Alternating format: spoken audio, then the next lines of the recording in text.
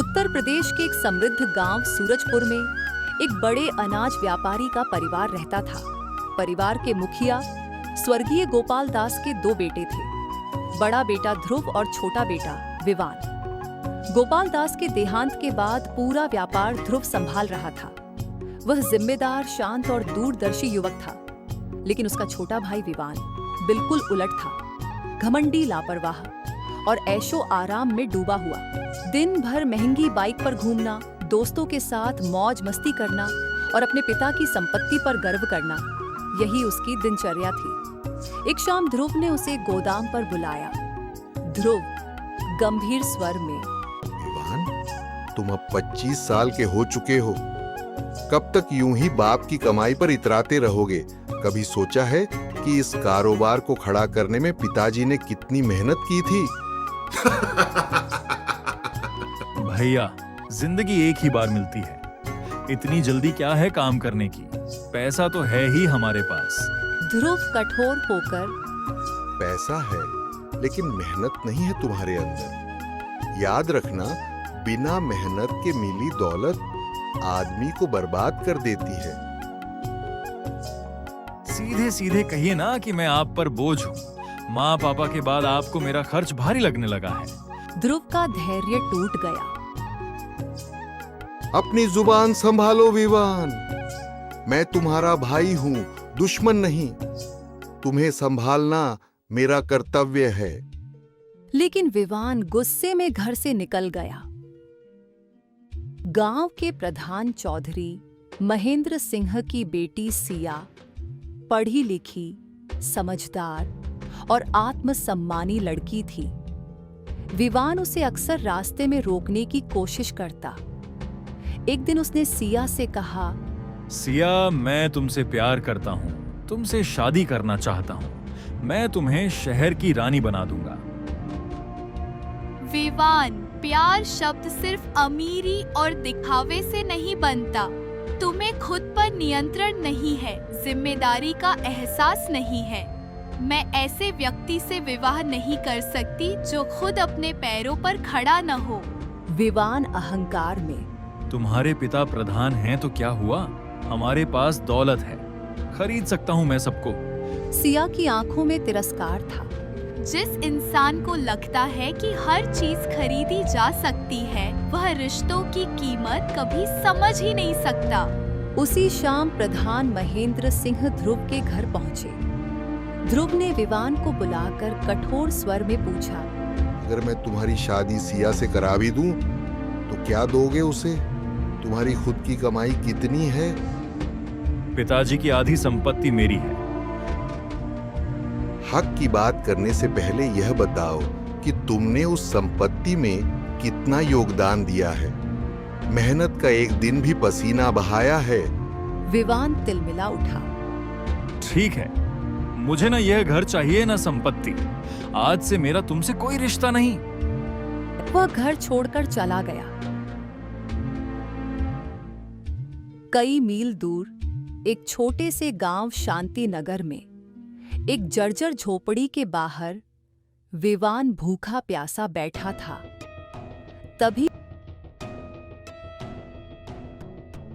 तभी वहां एक साधारण कपड़ों में युवक आया। उसका नाम था आरव। कौन हो भाई? यहाँ अकेले क्यों बैठे हो? कोई नहीं हूँ, बस घर से निकला हूँ, भूखा हूँ। आरव मुस्कुराया। भूख आदमी की अमीरी गरीबी नहीं देखती। चलो पहले खाना खाते हैं, बाकी बातें बाद में करेंगे। विवान ने झोपड़ी देखी और मन ही मन सोचा, यह खुद गरीब है, मुझे क्या खिलाएगा? लेकिन आरव उसे गांव के ढाबे पर ले गया। खुद कम खाया, उसे ज्यादा खिलाया। तुम मुझे जानते भी नहीं, फिर इतना क्यों कर रहे हो? क्योंकि इंसानियत पहचान की मोहताज नहीं होती। और शायद भगवान ने तुम्हें मेरी झोपड़ी तक इसलिए भेजा है कि हम एक दूसरे का सहारा बने। इन शब्दों ने विवान के दिल को पहली बार छुआ। अगले दिन विवान ने कहा, क्या मैं तुम्हारे साथ मजदूरी कर सकता हूँ? मैं बोझ नहीं बनना चाहता। आरव मुस्कुराकर, हाथों की नरमी बता रही है कि तुमने कभी काम नहीं किया, लेकिन अगर इरादा सच्चा है तो मैं तुम्हें रोकूंगा नहीं। धीरे धीरे विवान ईंट ढोने लगा, खेतों में काम करने लगा। उसके हाथ छिल गए, शरीर टूटने लगा, लेकिन आत्मसम्मान जागने लगा। कभी कभी वह चुप हो जाता। घर की याद आती है। विवान आंखें झुकाकर, हाँ, लेकिन उन्हें मेरी परवाह नहीं होगी। आरव सिर्फ मुस्कुरा देता। एक दिन महंगी कार आकर रुकी। उसमें ध्रुव और उसकी पत्नी नंदिनी थे। नंदिनी आंखों में आंसू। विवान, घर चलो, तुम्हारे बिना सब अधूरा है। ध्रुव ने धीमे स्वर में कहा, मैंने कठोर शब्द कहे, लेकिन तुम्हें गिरने से बचाने के लिए लौट आओ। विवान पिघल गया, लेकिन वह बिना आरव से मिले ही चला गया। दूर खड़ा आरव खुद से बोला, दोस्ती शायद बराबरी से नहीं, दिल से होती है। उम्मीद है वह कभी समझेगा। आरव को विवान की याद सताने लगी। वह सूरजपुर पहुंचा। विवान अब सिया से विवाह की तैयारी में व्यस्त था।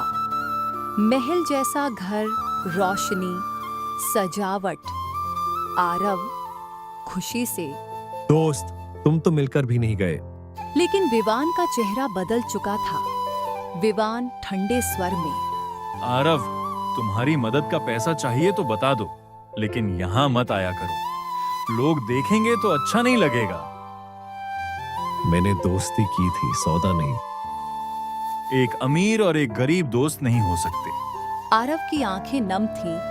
ठीक है, आज समझ आया कि गरीबी जेब में नहीं, सोच में होती है।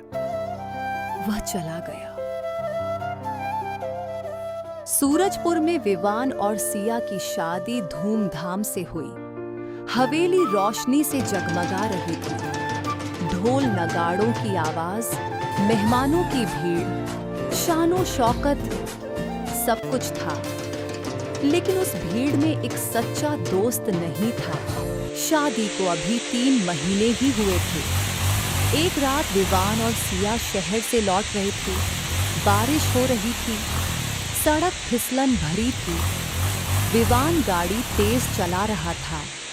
सिया चिंतित स्वर में, विवान, धीरे चलाइए, जिंदगी रफ्तार से नहीं समझदारी से चलती है।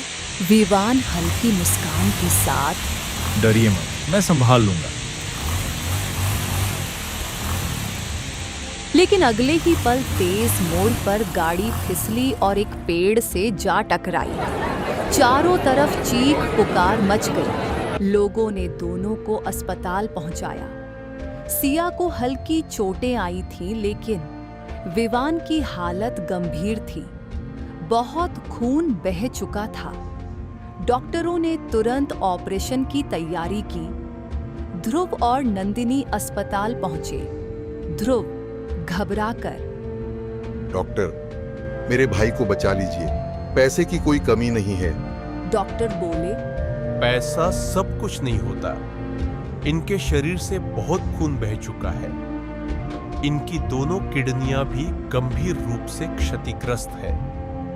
तुरंत किडनी ट्रांसप्लांट करना पड़ेगा और इनका ब्लड ग्रुप बहुत दुर्लभ है। ध्रुव ने शहर भर में फोन घुमा दिए। लाखों रुपए देने को तैयार था, लेकिन कोई डोनर नहीं मिला। ध्रुव का आत्मविश्वास टूट रहा था। ध्रुव रोते हुए, हे भगवान, मैं हमेशा इसे संभालना चाहता था, आज इसे खो नहीं सकता। अचानक डॉक्टर के केबिन में एक परिचित चेहरा आया। आरव। वह चुपचाप खड़ा था। आरव। डॉक्टर साहब, मेरा ब्लड ग्रुप जांच लीजिए। जांच हुई, रिपोर्ट आई। डॉक्टर हैरानी से, तुम्हारा ब्लड ग्रुप बिल्कुल मैच करता है। तो देर किस बात की, खून भी ले लीजिए, और अगर जरूरत हो तो मेरी एक किडनी भी। तुम समझते हो इसका मतलब क्या है? यह बहुत बड़ा फैसला है। हाँ, समझता हूँ। जिंदगी का असली मतलब अपने लिए जीना नहीं, किसी और के लिए जीना है। वह मेरा दोस्त है। उसने मुझे ठुकराया था, लेकिन मेरी दोस्ती ने उसे कभी नहीं छोड़ा। ऑपरेशन कई घंटों तक चला। आखिरकार डॉक्टर बाहर आए। क्या तुम चाहते हो कि तुम्हारा नाम गुप्त रखा जाए? हाँ, उसे ये मत बताइएगा। अगर वह कभी सच्ची दोस्ती समझेगा तो खुद समझ जाएगा। ऑपरेशन कई घंटों तक चला। आखिरकार डॉक्टर बाहर आए। ये ऑपरेशन सफल रहा। मरीज खतरे से बाहर है। ध्रुव रोते हुए डॉक्टर के पैरों में गिर गया। 3 महीने बाद विवान पूरी तरह स्वस्थ हो गया। उसे बार बार एक ही सवाल परेशान करता। वह मिठाई का डिब्बा लेकर डॉक्टर के घर पहुंचा। विवान, डॉक्टर साहब, कृपया मुझे सच बता दीजिए, किसने मेरी जिंदगी बचाई? डॉक्टर कुछ पल चुप रहे। जिसने तुम्हें जिंदगी दी उसका नाम है आरव। विवान के हाथ से मिठाई का डिब्बा गिर गया। डॉक्टर धीमे स्वर में, वह कह गया था, उसे कहना असली दोस्ती बराबरी से नहीं, बलिदान से साबित होती है। अगर कभी दोस्त बनाना तो किसी गरीब को बनाना, क्योंकि अमीर मुसीबत में सौदे करते हैं, गरीब दिल से साथ देते हैं। विवान की आंखों से आंसू झरने लगे। विवान बाइक लेकर शांति नगर पहुंचा। वही झोपड़ी, लेकिन अंदर कोई और था। विवान बेचैनी से, यहाँ आरव रहता था, कहाँ गया वह? 1 महीना पहले चला गया। जाते जाते इतना कहा था, अगर कोई विवान नाम का आदमी आए तो उसे कहना, मैंने दोस्ती निभाई है, अब वह इंसानियत निभाए। विवान जमीन पर बैठ गया। विवान टूटे स्वर में, मैंने उसे अपमानित किया और उसने मुझे जीवन दे दिया। मैं कितना छोटा इंसान था। उस दिन से विवान बदल गया। विवान ने अपने पिता की आधी संपत्ति दान कर दी। शांति नगर में एक अस्पताल बनवाया। नाम रखा आरव जीवन केंद्र। उद्घाटन के दिन ध्रुव ने पूछा, ध्रुव, तुम्हें क्या लगता है वह कभी लौटेगा? विवान आकाश की ओर देखते हुए, वह लौटे या ना लौटे, लेकिन उसकी दोस्ती हर उस इंसान में जिंदा रहेगी जिसे यहाँ नई जिंदगी मिलेगी। भीड़ में कहीं दूर एक साधारण कपड़ों में युवक खड़ा मुस्कुरा रहा होता है। वह मुड़ता है और भीड़ में खो जाता है। विवान की नजर उस पर पड़ती है। दोनों की आंखें मिलती हैं। एक हल्की सी मुस्कान। लेकिन वह युवक भीड़ में गायब हो जाता है। विवान की आंखों में आंसू हैं, लेकिन इस बार पछतावे के नहीं, कृतज्ञता के। दोस्ती हैसियत से नहीं, हिम्मत से निभाई जाती है। जो दोस्त तुम्हें गिरने पर उठाए वही सच्चा है, और जो तुम्हें ठुकराने के बाद भी तुम्हारी जान बचाए वह दोस्त नहीं, भगवान का रूप होता है।